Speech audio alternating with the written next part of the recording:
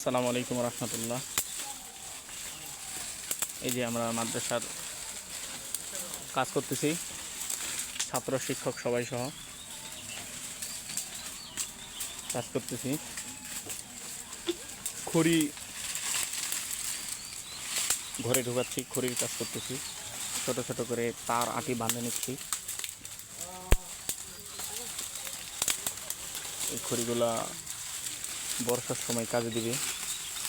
এখানে অনেক খড়ি আছে।